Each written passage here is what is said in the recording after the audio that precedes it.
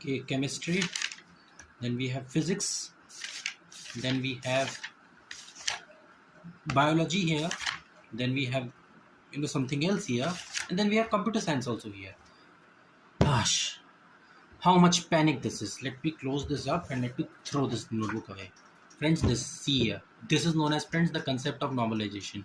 Okay friends, imagine that notebook is filled with chemistry, that notebook is filled with physics, that notebook is filled with botany, that notebook is filled with so many different things. Okay, how much it is difficult for a person who is outsider person in order to see and read from that particular notebook. Okay friends, this is what a normalization in database concept comes in particular picture. In your database something is saved in the form of what? Tables, right? Rows and columns. If in that table you are mixing, let's say, employee table, let's say if you are mixing the what you call pilots table, if you are mixing the what you call this different things, your pilots, washermen's, right? Everything you are mixing, what will happen? How much problem it will create for a user to see this.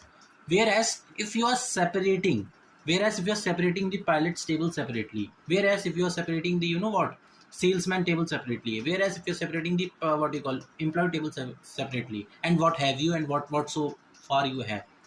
Okay, how much it is easy, how much it is comfortable for a user to come and see in your database separately. You will come and you will see. Okay, whereas in the older case he will break his head up, right? So friends, this is known as, friends, normalization in SQL. Okay, it is basically used to remove the redundancy of the data. Okay, in that notebook which I just fly away, which I just thrown away with my hands, in that notebook, friends, firstly he is writing biology, then after that he's writing what you call physics, then after that he's writing chemistry, then again he's continuing with biology.